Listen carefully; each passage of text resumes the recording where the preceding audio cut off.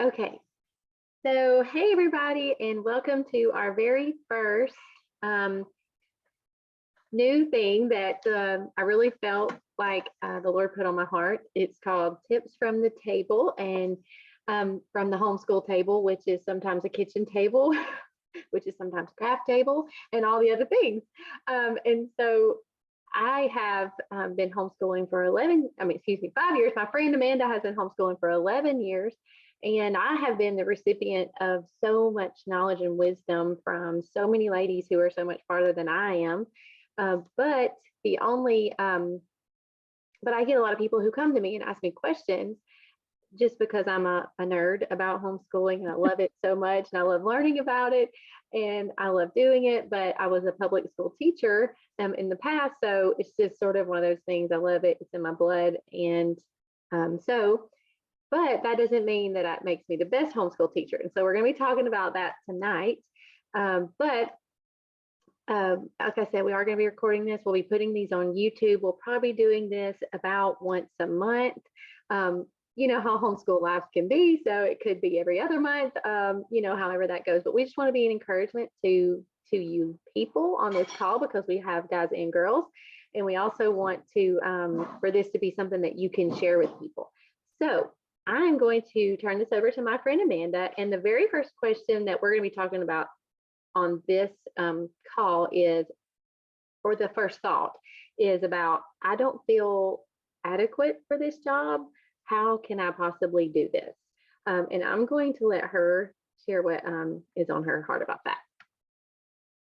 Okay, so my name is Amanda. I have 5 kids and 4 of them I homeschool. My daughter is 18 months, so she's not really schooling right now.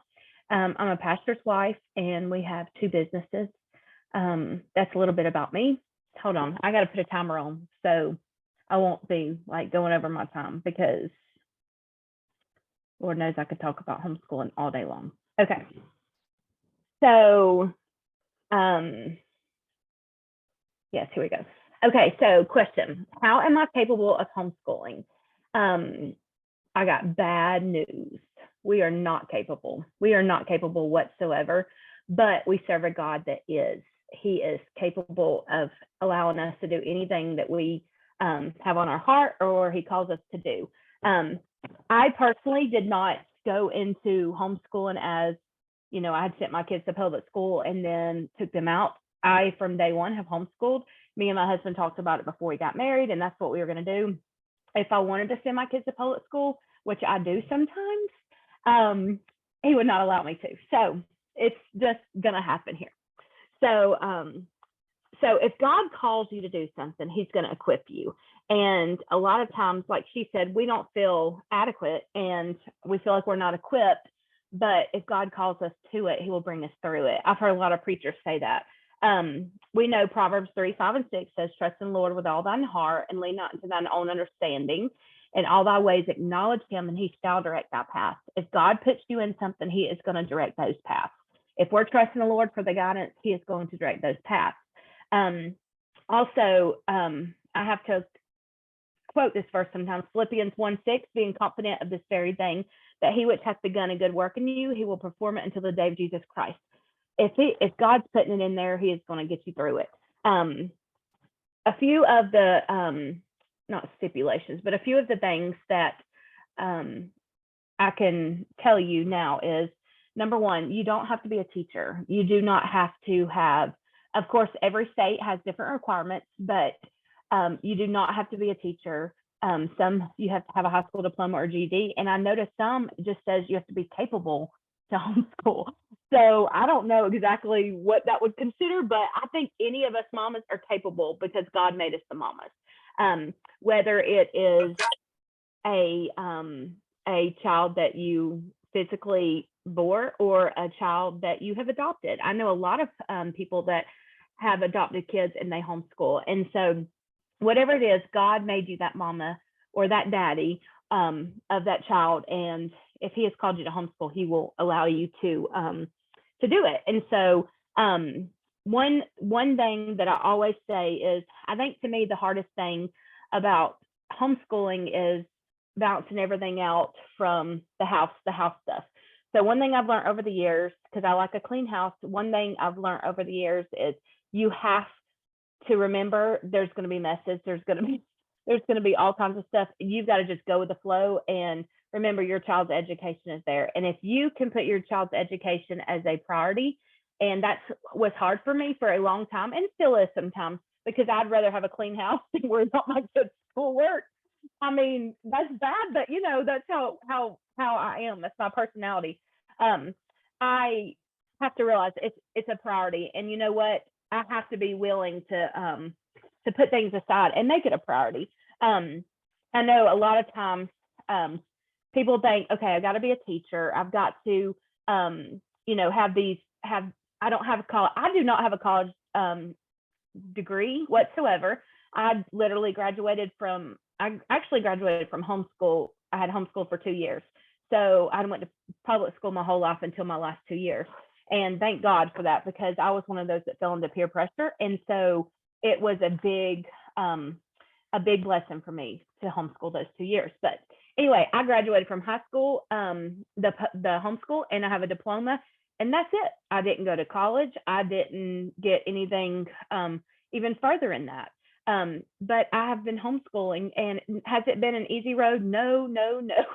Like I said, homeschooling is not hard. It's balancing it. If anybody ever talks to me about homeschooling, I always say it's not the homeschooling that's hard. It's the balancing it.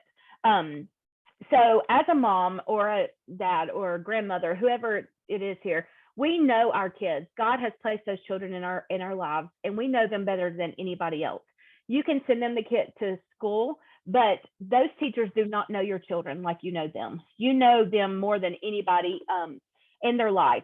And as the day we became a mother or a father is the day we became a teacher. And we taught them how to eat with a spoon. We taught them how to hold bottles, or we taught them how to pick up their toys. We became a teacher the day we were born, and God gave us that natural affection to care for our child. Yes, I personally think it would be a lot easier to send my kids to school every day. And sometimes when I see that yellow school bus, I will be plain honest. Sometimes I wish I could throw them on there. Okay. I'm just being plain honest. I mean, it is what it is. But you know your kid better than anyone, and you can pursue their interests and you can enhance their strengths. And that is something that is a huge deal to me. I have, like I said, 5 kids, 4 that I homeschool. And my oldest is 16. He just turned 16. And he is actually, because we have the privilege to homeschool, he's actually working right now. So during the day, he is working. And this all came at a surprise. We thought he was going to have a 1 or 2 day a week job, but this company has really loved him and has been working him every single day. Well, had we not been homeschooling, that wouldn't be the case. So he is not a seat work person whatsoever. Now, I ruined him when we first started homeschooling, because our first little bit, I started him in pre-K, and I was one of those that we were going to sit down at 8:30 and we were not going to finish. And I made him sit still, and I made him do all this work. And I look back now, and I made him hate school. And that was my fault. And of course, I've learned through each child, I've done better. But we know our children so much more than anyone else can. So I'm allowed to give my child pursue his interests. So right now, I don't give him seat work all the time. He does. Of course, in Georgia, we have to have our basic subjects, but I can be so lenient with him and let him do things that is sparking his interest and that kind of stuff. So I think it's so important for us to realize we're nobody special. God equips us to do this. We cannot do this on our own. God equips us to do this. Another thing is, like I said, we became a teacher from the day that we started. Now, what do we do if our child is 3 years old and has ran a fever or has done something, and as a new mother, we don't know what to do? What do? We ask for advice. We contact somebody and ask for advice. And I think that is so important as a homeschool mom to realize we're not going to know everything. We are going to make so many mistakes. And I'm not bragging about that, but I've made a lot of mistakes in our homeschooling. Like I said, I feel like I've made my oldest child hate school, and it's better now, but we're going to make mistakes, but we've got to be willing to not be prideful and realize there's help out there. We are not capable of doing all this on our own. God gives us that strength, but he gives us people in our lives to help us. So whether it is a friend that is, I love math, so I can't stand the fact that my kids don't love math. So I'm a little harsh with them compared to what I probably should be. But I don't love history, and I hate saying that, but I don't. So I find somebody that loves history, and they can kind of influence them and do things. That's what friends are for. We have, whether they're a homeschool friend or if they're just a regular church friend, find help. Do not realize you have to do it on your own. And the thing is, these days there's so many free resources out there. There's many resources, but there's some that's free, and I think that is so important to remember. Homeschooling does not have to be expensive. Our first few years, we spent a lot of money that I look back and think, what in the world did I do? That was a waste of money, because my preschooler and my kindergartner, I should have been letting them play and learn, but instead I had them sitting still and, and all that. You don't have to do that. There's so many resources that are out there that shows us, or we can print off things or, give things that we wouldn't have, we didn't have 15 years ago. So that right there is something you can't be too prideful to ask for help, because as a homeschool mom, I've asked for help plenty of times. There's been times where I said, okay, Adam, my husband, you do this because I don't even get this, or I have no interest in this. And you work together. So whether it's your husband or whether it's your friend, or if you have to hire a tutor, don't ever feel like you're too good to hire a tutor or hire somebody to help with what your child needs. A lot of times, God allows those people in our lives to do these things. So don't ever be too prideful that you cannot feel like you cannot do this. We always have help. And just as being a mama, we ask for help. That's what we need to do as homeschooling mother. Something else is you do not have to have a schoolroom. To be capable to do this, it doesn't have to be a schoolroom with a desk for each child. I tried that. We had an office that we put into a schoolroom, and I had the letters all around, and it was so beautiful. It was the cutest little schoolroom. But let me tell you, we probably spent maybe a few weeks in that schoolroom, and then it changed to the kitchen table. And so you do not have to have a schoolroom. You do not have to have desks. I mean, there's a lot of people that are in small spaces. So you know what? If you have a kitchen table, you can do this. You can do it. If you have a sofa, you can do this. Floor, you can do this. We have used lap desks before. We have used desks that folded up, and we would put them away in the evening time in our living room, which was so annoying, but it worked for a while. You do not have to have this big schoolroom that's so organized.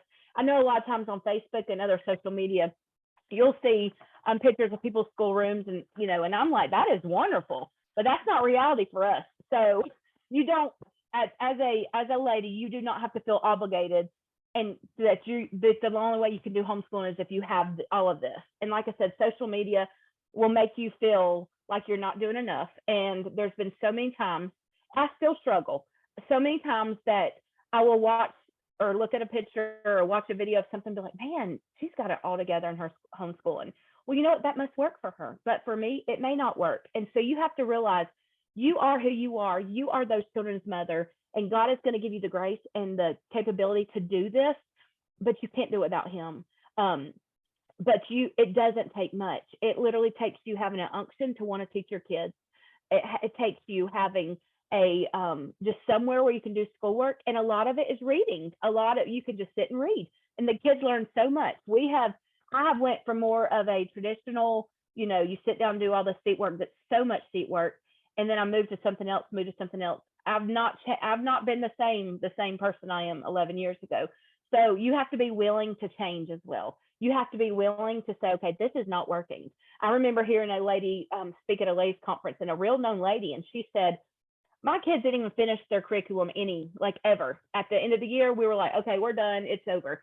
And I remember being like, are you serious? Like, I thought we had to finish till, lesson 182, And so you don't have to do that. You do what works for your family. And you just have to be mom, or you just have to be dad, or whatever you are in the position of, God calls us to be.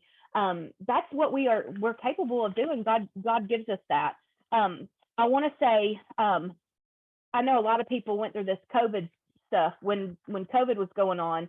They homeschooled, and I know a lot of friends that said to me, I could never homeschool because of, we tried this for this year and it was so horrible. Well, that is not the same thing as homeschooling. Homeschooling is way different than crisis schooling. That's what that was considered, because with homeschooling, you can pick what works for your family. You can pick the curriculum. You can pick the type of education you're doing. But during COVID, it was more like the teacher sent this work and you had to do this work and you had to do it this way and you had to do it this time. And so you can be flexible. It just takes a little flexibility on a woman's part. There's been times where we went for a while where we got up and we got busy with schoolwork, and then we had the rest of the day to go. There's been other times where we did schoolwork in the middle of the day, and there's been other times where we did schoolwork in the evening. I tried to figure out what works for our family. Also, a lot of people go from September till June or May. A lot of people go year round. Right now, in the stage of life we're in, we go year round. We've had a crazy few years, so going year round has worked for us, and that's what we're doing.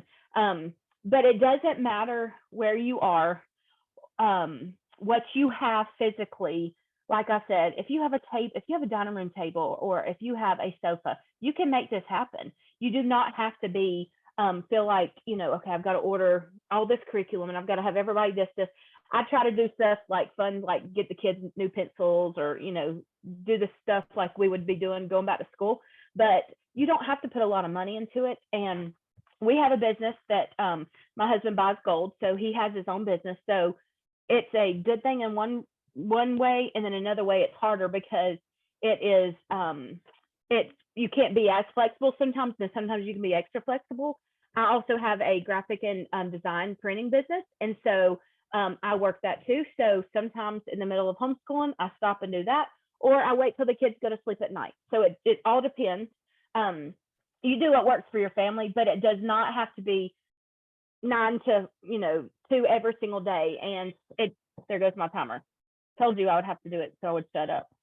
Cancel. And so anyway, so you do not. It does not have to be what everybody makes it out to be. And like I said, you work what you can to the best of your ability for what God has in your life. I will say one more thing. Where's this at? A lot of times, most people, you have to have a letter of intent, and I don't have that with me, but most people know what a letter of intent is. You send it at the beginning of the school year. But you can get a lot of discounts at different places. The other day, because I had a teacher ID, because they have teacher discounts at Academy, this is my little teacher ID, if y'all can see this. I just went on, I think, oh gracious, I gotta look up the website. I went on there and just put a picture from my phone in there, and then you make up, whatever your school name is, and then you can make your own ID number up. You say what state it is, and so you can present this at places and get discounts. And I'm sharing this, and I know I'm over my time now, but I'm sharing this because a lot of times people don't know that, and the discounts you can get at places is crazy. So I just read today, no, I've not done it yet, but I just read today, you can get 15% off at Michael's on any like school supplies or anything that would be, which I'm normally a Hobby Lobby girl, but just if you have a teacher ID. Now, a lot of times if you show a letter of intent, there's more questions about it, because you're not an actual like teacher, but if you have a teacher's ID, they're not going to question you, and normally you can get discounts at places. So I wanted to add this in because a lot of people don't know it. You have this, you can put it on lanyard or in your wallet or whatever, and you can get percentage off at a lot of places. So I'm throwing that in there just because some people don't know.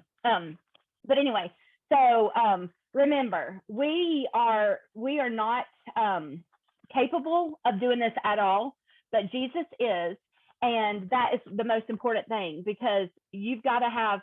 We have the weapon of prayer. We have the weapon of our Bible. We have all these weapons that we can use to fight this carnality, and with the Lord's help, we can do anything. And so if God calls us to do something, he is going to equip us, and he will make us be the capable ones for homeschooling. So, do you want to say anything about the giveaway yet? We'll wait till afterwards, right? Well, we could go ahead and do a giveaway actually if you want to. Well, it doesn't matter. I just was thinking about it. Amanda mentioned well, I wanted this to sort of be a time for us to learn about homeschooling, but then also to Oh highlight yeah, I forgot. Okay. businesses. So she kind of gave you all little tidbits. So we're going to pause for a little commercial, but she mentioned her graphics business. It's called Gospel Graphics today. Yeah. Today. And so she makes churches bulletins, like graphics for churches that they use for meetings and Bible schools and things like that, all kinds of things. Yeah. She's made a lot of stuff for our church and other churches that we've been a part of. And then her husband has a gold business where they buy gold and sell things called Gold Kings in Banks Crossing, Commerce, Georgia. And then her daughter has a business. Yes, I didn't even mention it. I'm crazy. Her daughter has a business that she's going to do a little giveaway from tonight. And I'm going to let her type that into the chat box, the name of it here sometime. But so you can go like it on Facebook. She just made me some keychains not long ago, and they say raising arrows on them, and they're so adorable. So, okay, so I'm going to choose a name from the people who are here for the first giveaway. Okay, I've got all your names in the little hat in my finger. Okay, I don't even know if people are on there right now because they don't have their faces open on. But our first giveaway winner is Daniel. Are you on there?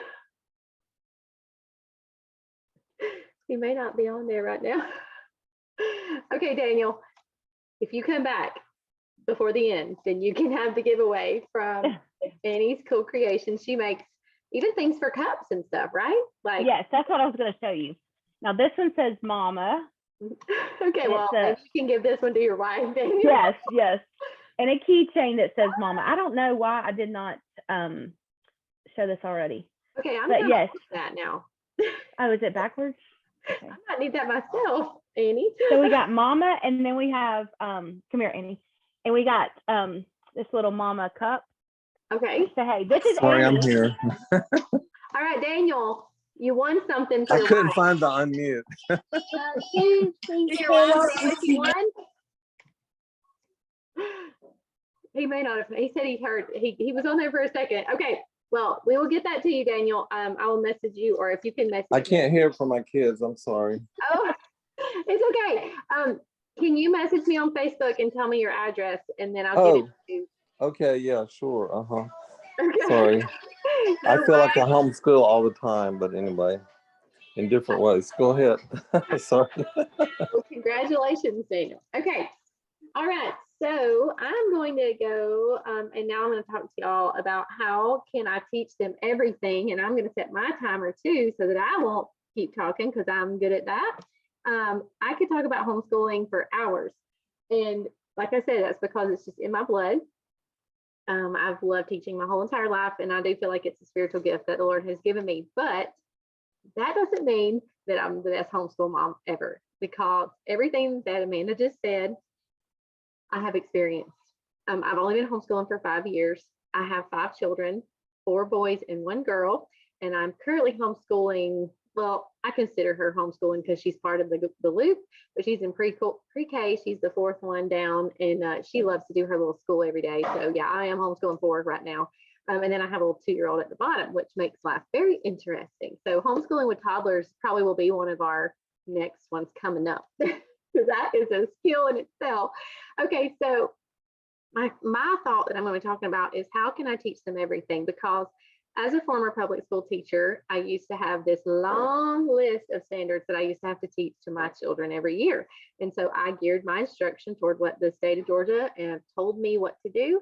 But how much of that did my kids remember? How much do you remember from your school days? And really, probably not much. You only remember the things that you use today. Most of that are your basic skills, math, writing, the 3 R's, reading, writing, and arithmetic, but also people skills, things that you learned. And then you also, most of us learned it for the test and we forgot it. I mean, I'm just being honest. I was at the top of my class. I graduated salutatorian, and I can remember a lot of things, but I didn't really learn until I started homeschooling. So I'm just going to tell y'all that. But I have my little notes over here so I don't talk too long. So if you keep seeing me look over here, that's why. But what was at the root of everything that you learned? And really, the thing that has made you successful today isn't all of that stuff that you put into your brain and forgot about on the test. It was really your character. It was who you were at the inside, and it is what's making you successful today, and it is your relationship with the Lord. And so, why do we put it the other way around? Because when we think about homeschooling, we think about curriculum, we think about standards, like how am I going to do this? Like, how am I going to teach them all the things that they need to know? Because it's a lot. When you sit down and you think about everything that your child's going to need by the time that they graduate, it is overwhelming to think about.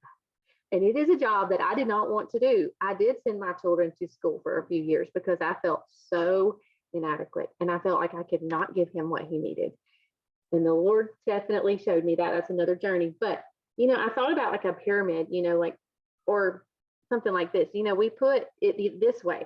We put it this way, where the most important thing is way up here, and we're basing our foundation on the thing that really doesn't matter as much. We put the foundation of our homeschool on the curriculum and on the subjects and on all these things, whenever the thing that's really going to help our kids be successful in life one day is their character, is their relationship with the Lord. And if you look in the Bible, it's really clear. In Proverbs 1:7, it says, the fear of the Lord is the beginning of knowledge. And, we are all concerned about knowledge, but if our children do not have a fear of the Lord, and if they don't really know him, then how are they going to even have knowledge? They're just going to be fools, in the world. The word is foolish in the Bible. It uses that word. It's a Bible word. And then it says Proverbs 9:10 says the fear of the Lord is the beginning of wisdom.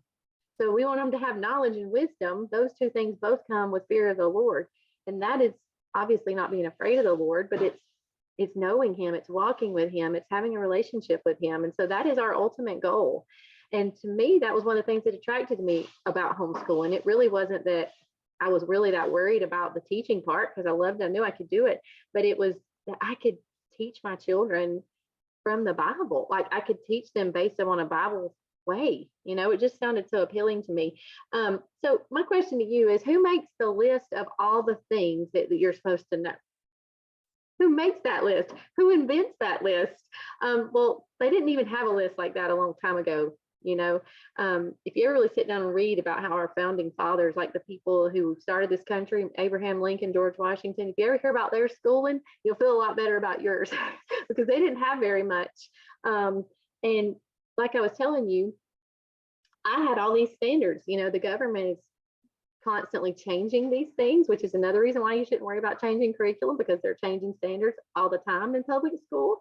But they expect our children to do a whole lot more today than they did a long time ago. And I saw this little thing, and I wrote down a couple of things just about the differences between, well, it's been 50 years. It doesn't seem like 50 years, but 1970. In 1970, kindergarten was half a day. Now it's full day, and they don't even do naps anymore. Back in 1970, it was play-based, and now it is almost all academic based. They do still have recess, praise the Lord.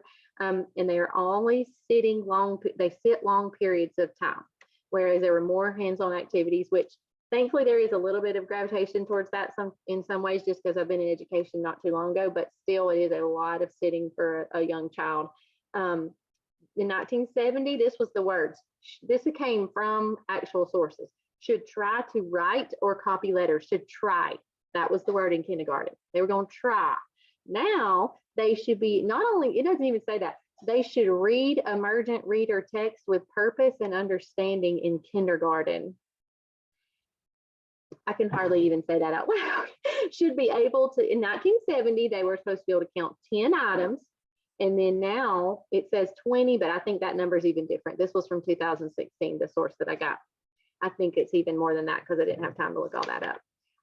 So as you can tell, what they did in 1970 sounds a lot like what we do in like 3-year-old preschool and 4-year-old preschool. And I'm not saying that kids can't learn all that, because I really believe that they can. And I've had some children who have learned a whole lot more than that. And but I personally have never had a child reading proficiently before first grade. Most of my children learn to read in first grade, and I've had to, that's a whole nother concept. But anyway, we won't even go into that. So We'll get on to the practical stuff in some other Zooms. This was more like the thought process, like, how can I teach them everything they need to know? Well, like Amanda said, here's the bad news. You can't. You really can't. You're never going to teach them everything that they need to know. And once I accepted that, it felt like a burden rolled away, because not only was the fear of the Lord the beginning of knowledge and the beginning of wisdom, what if you gave your children the foundation of what they needed and then allowed them to go in the direction that they were going to go and bloom and blossom? Okay, so all of our children are born with natural strengths. We already know that. And these things are given by the Lord, I believe. I mean, we know, like, I have literally got children who came out with this natural bent. For example, I have two of my oldest children. One is really good at writing and one is not. One can write pages, literally just comes out of him.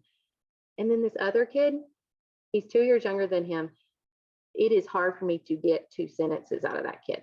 I mean, it is pulling teeth, and it is not because of defiance. It is not because of disobedience. It is because this child, who is not any less smart than him, but his natural bent will probably never be a writing job. And I know that. So my job for him is to get him to develop skills along the way while not frustrating my child, because he, this is where Amanda was talking about. She was talking about overburdening our children, like causing them to hate learning. And I've done that. I've been guilty of that, because the public school teacher in me says, oh no, buddy, if you were in school, you would not be doing that. And your teacher would make you do this. But I also know, I had children who would be in my classroom who had been falling through the cracks for year after year after year. And they would walk into my 4th grade classroom and not know how to spell a word and not know how to write a sentence. And I'm supposed to make them write a 5-paragraph essay. That does not happen. And so I had to coach these babies, spoon feed them in order to make them produce something by the end of the year to put into their folder. And guys, I just don't believe in that anymore. I used to believe that that was okay, but I do not. And so, but these 2 children are both very smart in their own way. And so I will say, though, that I have had plenty of those bad days, though, where that part of my brain gets a hold of me and it says, I know that he should be able to do more than this, and he should. But my job as his teacher is to be able to coach him along and develop that in him over time. And I know he's going to be there. It just might not be till he's older.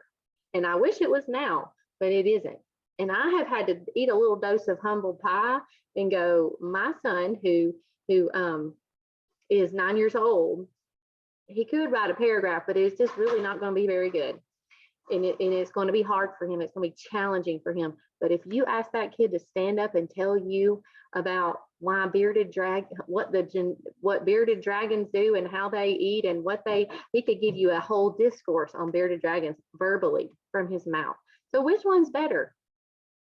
Which one's better? You need to be able to communicate. Okay, I'm getting off. But what I'm trying to say is, I could make him feel like a failure every day. And I have been guilty of that. I just want to be honest. I have been guilty of that when I let that other part of my brain control me, that was saying he should be doing this.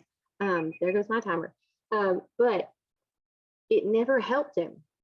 When I did that to him, it stifled his learning, and he wasn't able to move past that. And so at times it is going to take them working, even like this year, this child I'm talking about, the one who can hardly spell words really well. He just really struggles with spelling. He's so smart.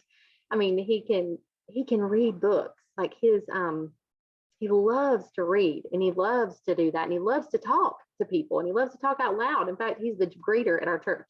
My 9-year-old son, is the church greeter, and he wears a little name tag every Sunday.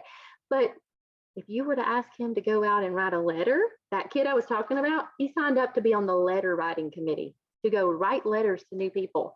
So isn't that God just bringing those gifts that they already have into his work?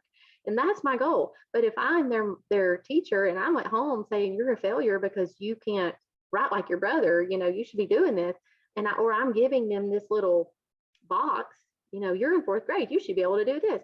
Well, y'all, I'm just going to be honest. This child I'm talking about, the one that struggles with writing this year, he's doing spelling with his 2nd grade brother, the same level.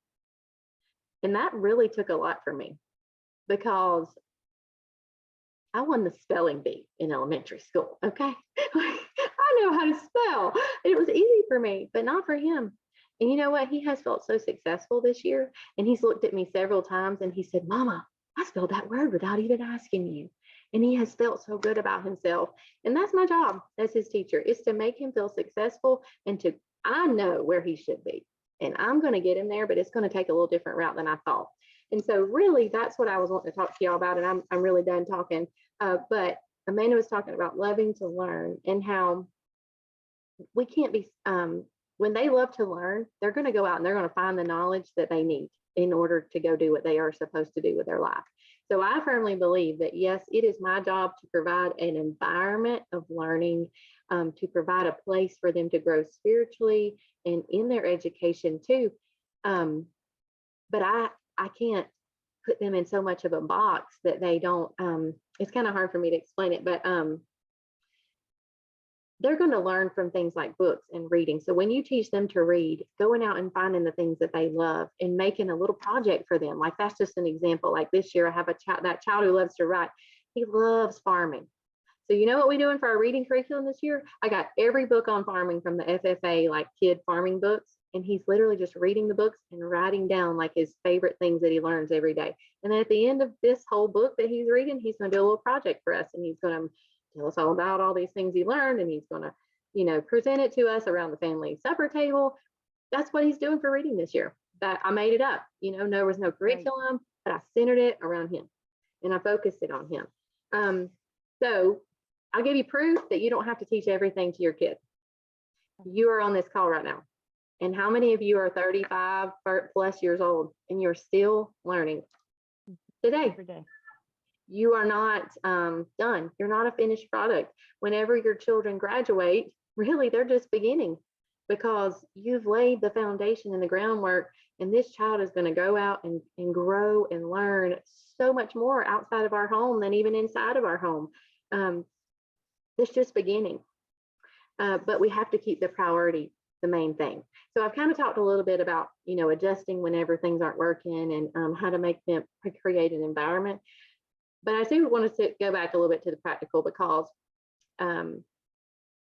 this is kind of what I was talking about at the beginning, like the fear of the Lord and how that's really the beginning of wisdom.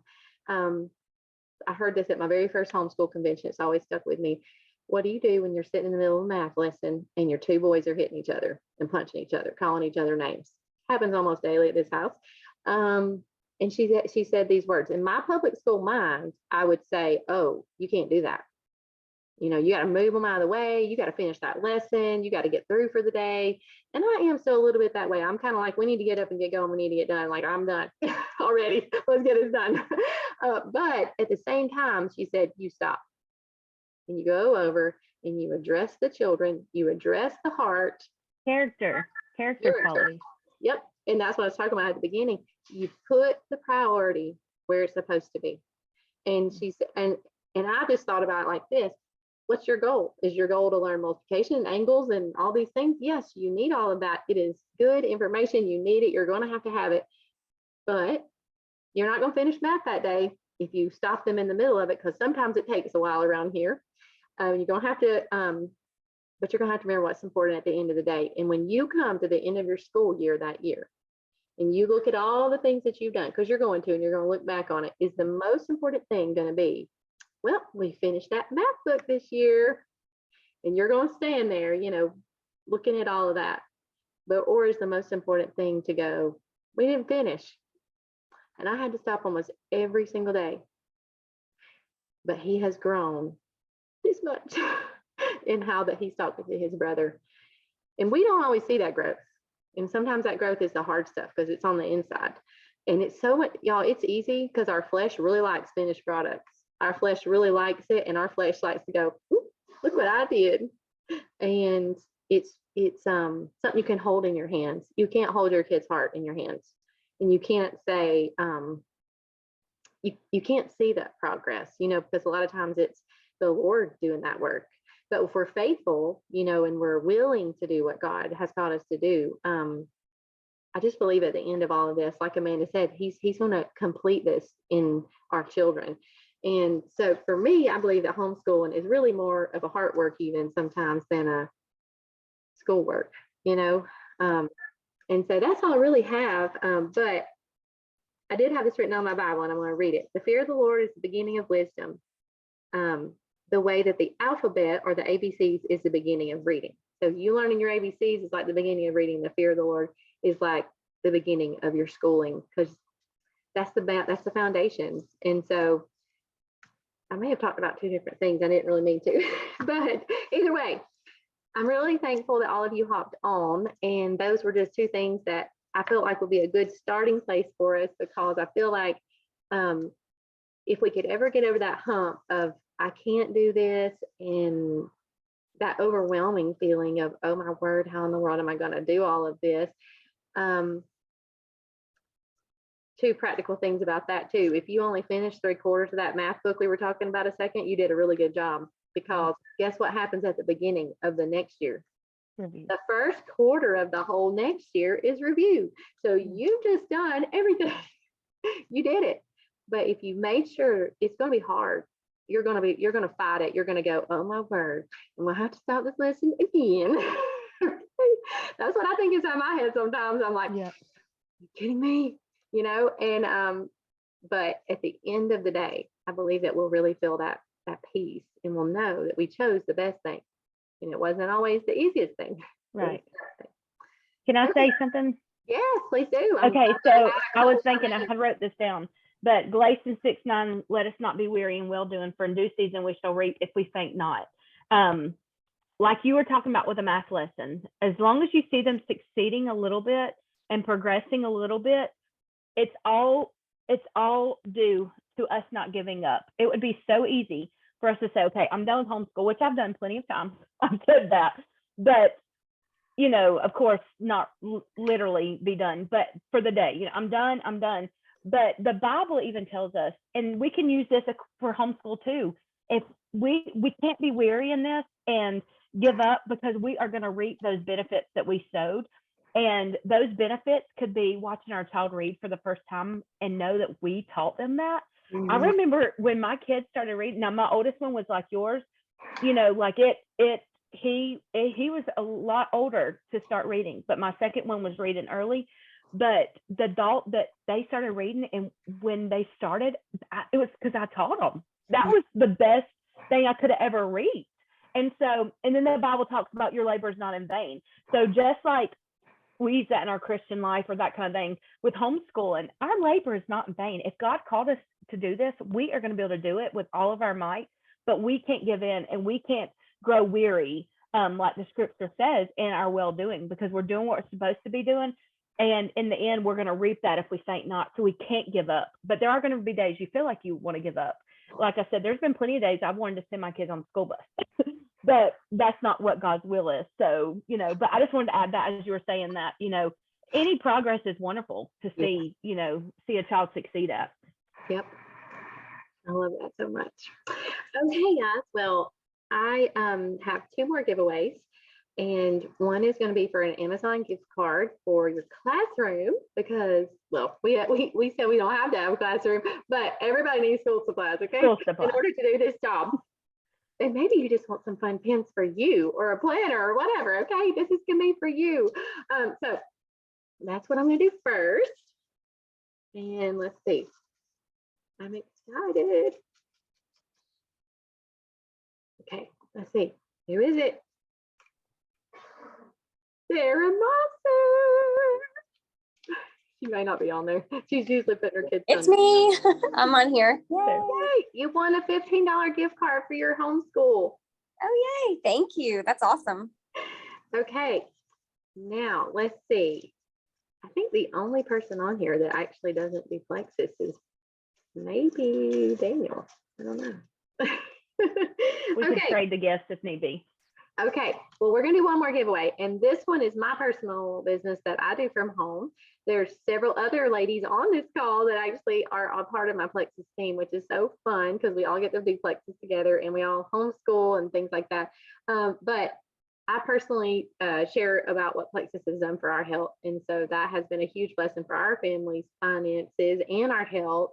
And so one of the cool things about that is that I am able to do that and homeschool my children. I homeschool my children like crazy all morning.